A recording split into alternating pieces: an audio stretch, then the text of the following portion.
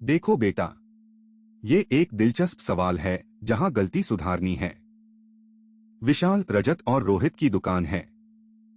ख्याति निकालनी है 5 साल के औसत लाभ के 3 गुना।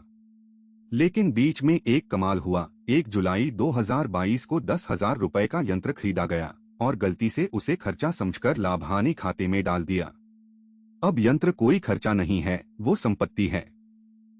तो हमें ये 10,000 वापस लाभ में जोड़ना पड़ेगा। और साथ में जो संपत्ति हमेशा काम करती है उसकी कीमत घटती जाती है। इसे घिसावट कहते हैं। 10% सालाना। तो 10,000 संपत्ति और घिसावट दोनों का हिसाब करना है। चलो बोर्ड पर पूरा करते हैं। बोर्ड पर सारे साल लिखते हैं और समायोजन करते हैं। पहले 4 साल 20-19 में 16,000, 20-20 में 15,000, 21 में 8,000 सीधे हैं। अब घाटे वाला साल 22 में -7,000 था, पर उसमें 10,000 का यंत्र गलती से खर्चा दिखाया था। उसे वापस जोड़ो, 7 घाटा हटाओ, 10,000 जोड़ो, हुआ 3,000 फायदा। पर यंत्र काम कर रहा है, उसकी घिसावट भी चार्ज करो। यंत्र 1 जुलाई को आया तो आधे साल की घिसावट 10,000 का 10%, 1,000 आधा 500।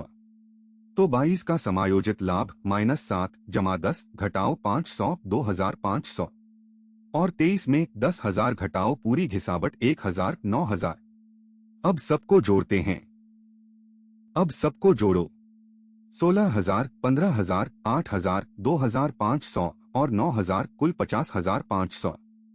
अब औसत निकालो। 50,500 को 5 साल से भाग 10,100। यही औसत लाभ। अब ख्याति 10,100 गुना 3 साल 30,300। तो ख्याति 30,300 रुपए।